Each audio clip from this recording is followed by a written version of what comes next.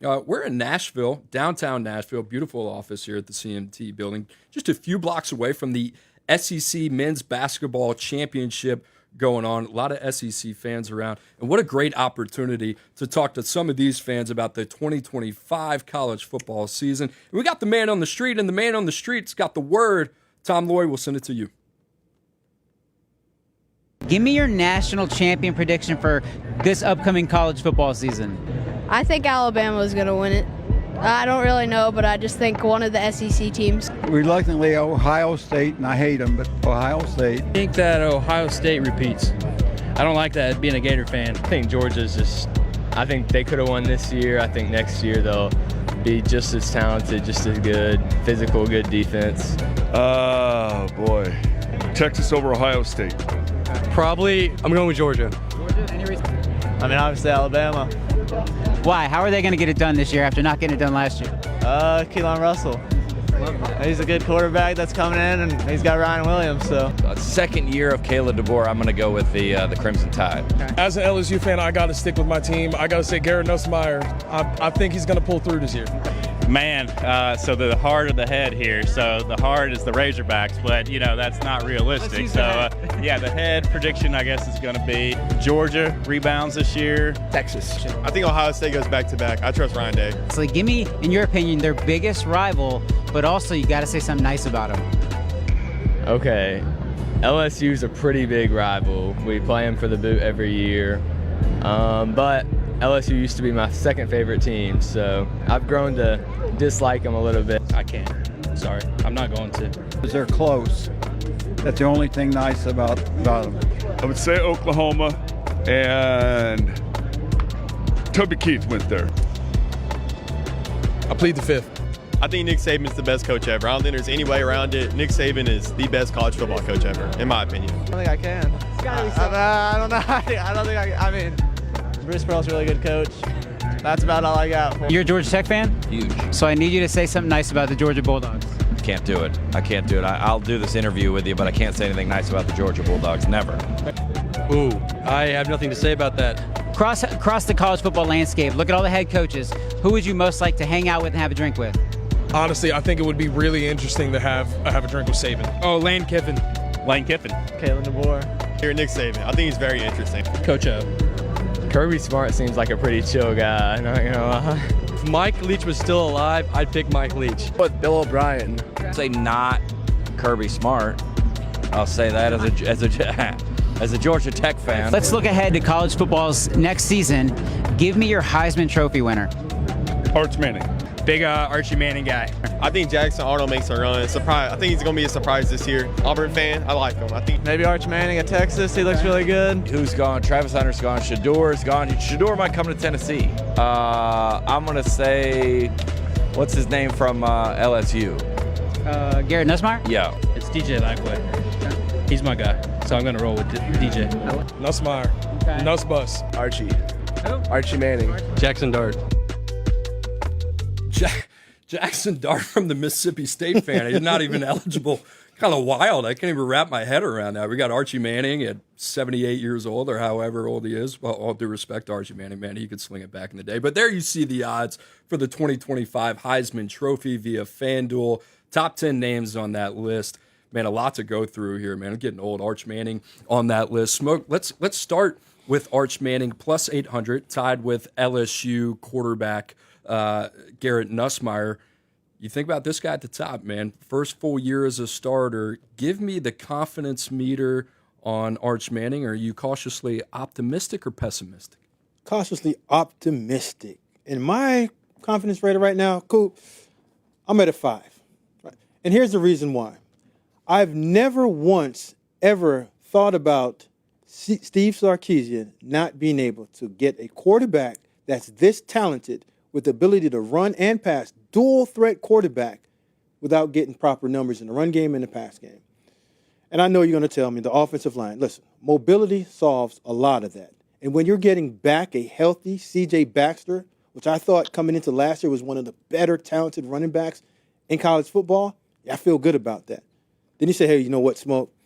Where are we at with the receivers? You just had two of those guys going to get drafted in the first top 2 rounds. I'm fine with that. Ryan Wingo, big play, big receiver, and we know that Steve Sarkisian is going to find ways to get the ball on the outside. DeAndre Moore, another vet that's coming back in that fold. I know you love Jamie French, coming in as a freshman. Khalid Lockett, two dynamic playmakers that we know confidently that Steve Sarkisian is going to get this done and get the ball into his playmakers' hands. And the guy that's going to do that, Arch Heisman Trophy winner Manning. That's why I don't like doing pre-production meetings with you. You just take my answers away from me. All right, I'll play the other side of the devil's advocate. I'm at a 5-2, and I love Arch Manning. I love him coming out.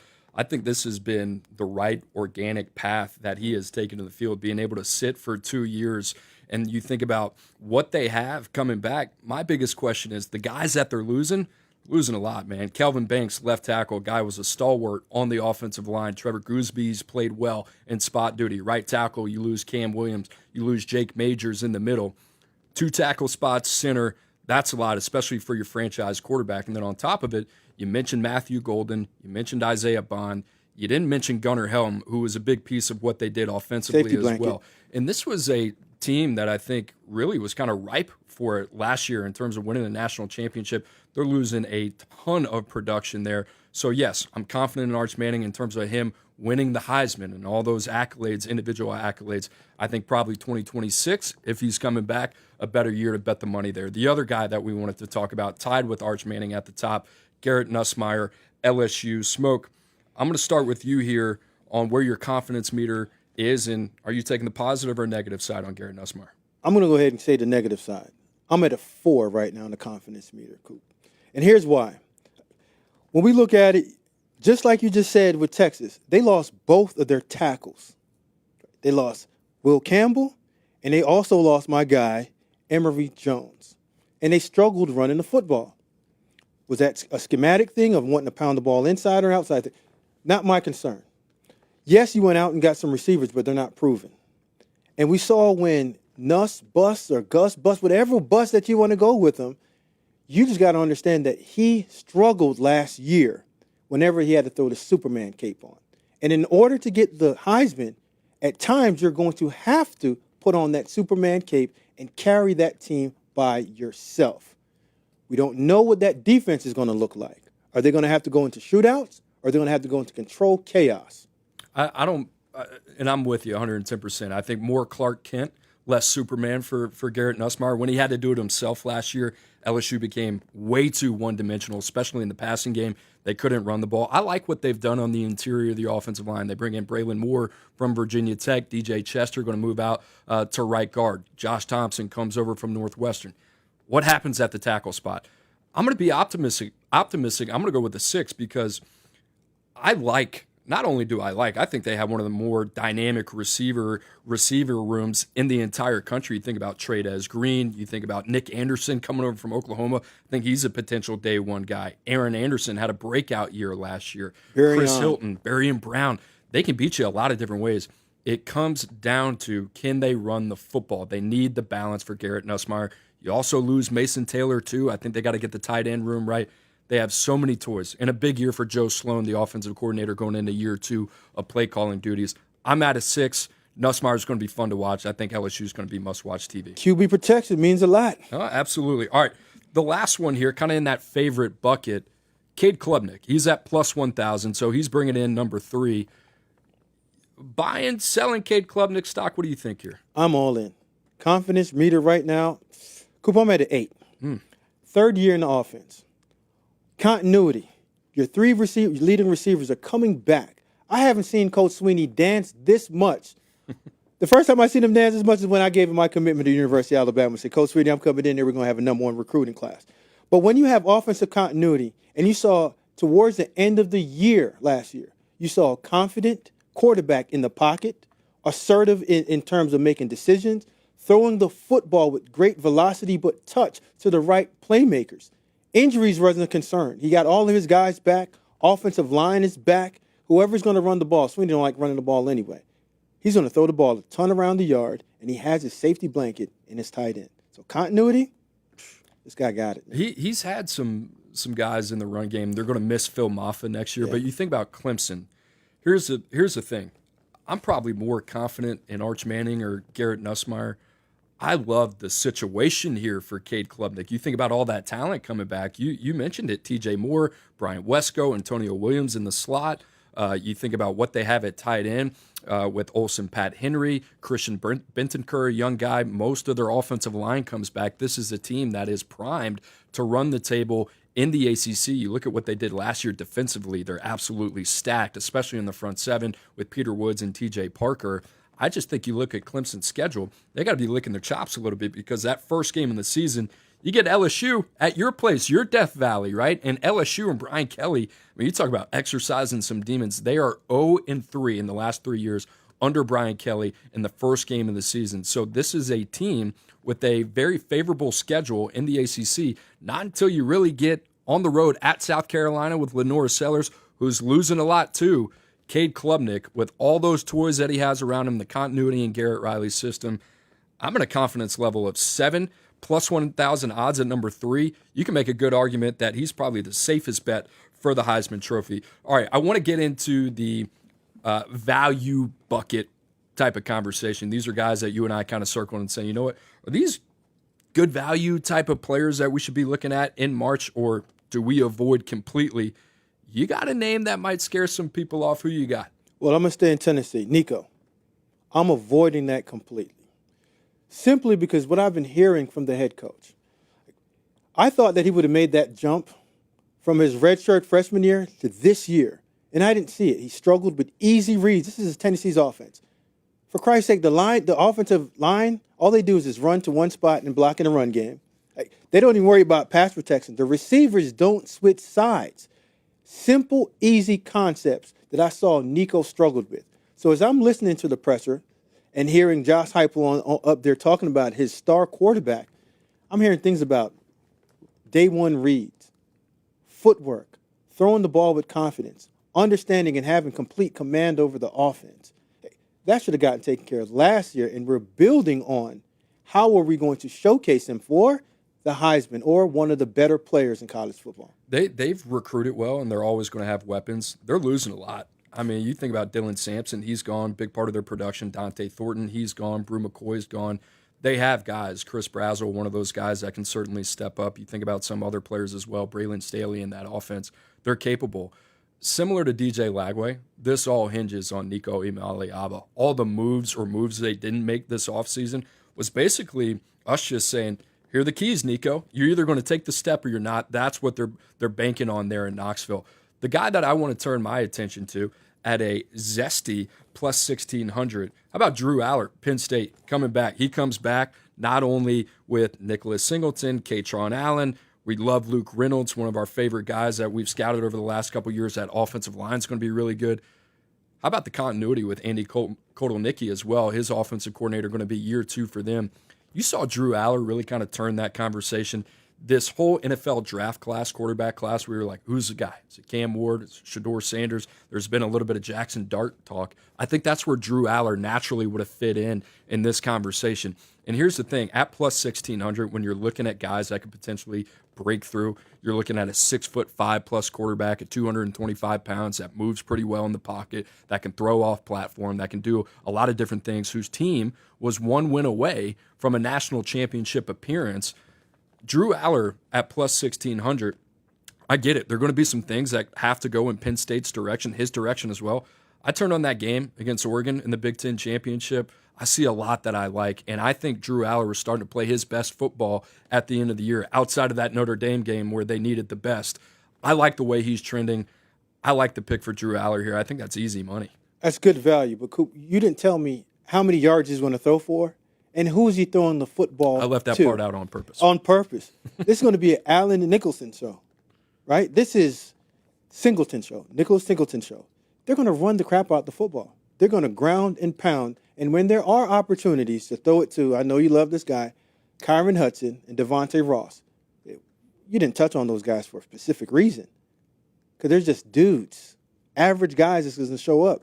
And in order to win the Heisman, we know stats mean a ton. Maybe one of the better quarterbacks in college football, but how is he going to drive the stat meter in order to meet where those other guys are going to end up? They relied so heavily on Tyler Warren last year, especially in the passing game. Kyron Hudson's one of those guys. Listen, I think he's a high floor guy. I think he's going to play in the league and probably going to be a guy that's going to be day 3. But he is tough. Mm-hmm. He is dependable. He's going to be a value add to that receiver room. You mentioned Ross as well. I think another guy that's going to be a plus. If I was Penn State, and I said this last year, they might have been 1 or 2 players away from playing in the national championship at the receiver position, and they kind of just ran it back again. I know they went out, they got Hudson, they got Ross, but it's like, man, give your guy the best chance to be successful. I don't know if they did that. Here's my favorite category, the wild card category. Here's where we start shooting from the hip a little bit. You look at these guys, 12 through 20 on the screen here, and the first guy that I really want to start with, because you mentioned him last time we were together, Jeremiyah Love is kind of creeping there at number 20, plus 4,500. Ashton Jeanty went for 2,000 plus yards last season, arguably the best player in all of college football. Went to New York, didn't win the Heisman. I mean, how good do you have to be to win the Heisman Trophy at the running back position? You have to be Jeremiyah Love good. And I mean, play on a big stage and play for the golden helmet and the golden dome. Like, they're going to give him that pub because Notre Dame needs one. But Coop, who's Notre Dame's quarterback? We don't know. Who are the receivers on the outside? Well, it's Notre Dame. They don't have one. So what are they going to do? They have an offensive line that was young, but they're together. And they're going to run the heck out of this football. And the only guy that I see that they're going to run the ball with is Jeremiyah Love. So you're going to have stats. They're going to win games because they don't play anybody. They're going to get him involved more into the passing game because if they don't, it's a disservice to that young man because he's one of the most dynamic football players in the United States. You saw when he played against Indiana, 80% at best. One cut, took it down the left sideline, 90 yards, touchdown, in a hiccup. So, yeah, Jeremiyah, wild card, I'm all in on this. He's a stud. Let me push back on the stable of backs because they got Jadarian Price, Aeneas Williams, another guy. They're loaded there. They got some depth.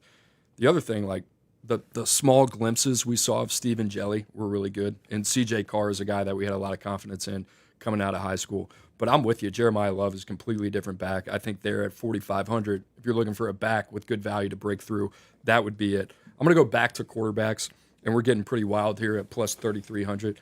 Let me talk about Austin Simmons for a little bit. And I got to give Andrew Ivins a lot of credit, a guy that scouted him down in Florida. This guy was a double reclass out of high school. Multi-sport baseball player, lefty, touches 94 on the pitcher's mound for Ole Miss as well. You think about him and what we saw out of him last year in a small sample size, him coming in when Jackson Dart got banged up against Georgia, leading a very nonchalant, poised touchdown drive there. And Austin Simmons, and a lot of people are going to say, oh, Ole Miss, I've been down this road before. Well, how many times have you been down this road with Ole Miss? 1 year, last year, where they had the expectations of being a team that was supposed to compete for a college football playoff championship. And then you think about the games that they probably should have won. They should have beaten LSU. Kentucky game you can go back to as well.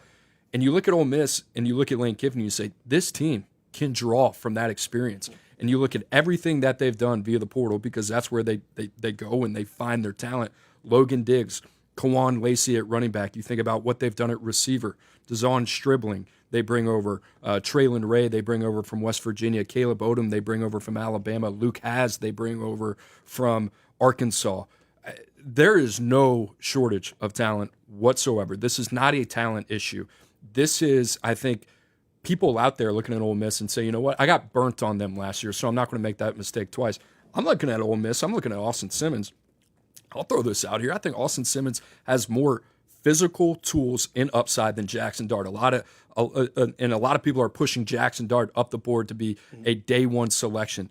I love Austin Simmons. I love the way that he's wired. I'm not saying he's going to come out from day one and be a world beater, but you think about everything that he has around him, from a supporting cast to the play caller, and him being protected. He is in a absolute position to excel. And then look at that schedule. There's going to be no shortage of opportunities. You think about the head-to-heads. He's got one against Lagway in Florida. He's got one against Sellers in South Carolina. Mateer in Oklahoma, we're going to talk about in a little bit. LSU, too. You get them at home. He's going to have an opportunity to make a lot of noise. And, you know, I talk about this a lot. Is he a guy or is he a dude? Right. And I think we're going to find out pretty early that he's a dude.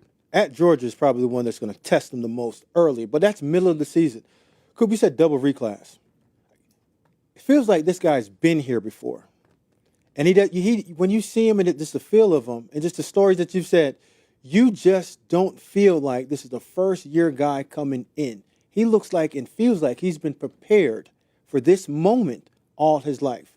And whenever you have guys like that, they just walk in and they just do what they do. And who's the best play caller for a guy that has skill sets that's like that, but has a mental capacity to operate and run that show? Lane Kiffin. So like you said, optimal position. Everyone's not sitting here saying, okay, Austin Simmons is the guy, So he has his own time to come in, relax, poise, and play. And by the Georgia game, we're all looking like, dang, Coop, you're dead on it. Now you have your Heisman moment. Well, when's the last time Kiffin hasn't had a quarterback that he has taken from the portal? Matt Corral, I believe, signed with Ole Miss out of high school. But Third-round draft pick. Right, but even still, you kind of look at that. They didn't go out there. They weren't active. Right. Say, hey, no, we got our guy. We're just going to surround him with everything that they have around him as well. All right, here's a big part to winning the Heisman as well. Stat here. Winning seasons, okay? No team that had less than 8 wins has won the Heisman since 1969 when your boy, Steve Owens, did it at Oklahoma. Oklahoma, they have a 6.5 win total. Their quarterback, the number 2 quarterback in the transfer portal, one of the best players available in the transfer portal, John Mateer. He comes over from Washington State. I don't know how much you know about this guy. I call him the pocket rocket. I absolutely love the way that he plays the game. Talking to our guys here, Oklahoma has a absolute brutal schedule. It's going to be really tough. That's why I brought up that 6.5 win total. John Mateer's odds right now are sitting at plus 2,500. And I'm looking at this guy, and I'm looking at Oklahoma. He comes over with Ben Arbuckle, his offensive coordinator from Wazoo. They had Michigan week 2 of the season. And you talk about an opportunity to make your presence felt in all of college football. I think that's Sean Mateer, and I think he makes Oklahoma's team 2 wins better than what we saw last year. So I like John Mateer. Is this going to be a college football playoff team? Probably not. But you think about what they bring back defensively, what they've got on the perimeter with guys like Javonte Gibson. They bring over from Arkansas Pine Bluff. You think about Keontez Lewis. They bring over from Southern Illinois. There's some pieces there. And then can they protect him? But on top of that, this dude is super dynamic with the legs as well. He's got some Manziel when you kind of watch him, and that's kind of the thing. He's going to be an absolute nightmare to defend. So it's almost like the opposite of Drew Allar.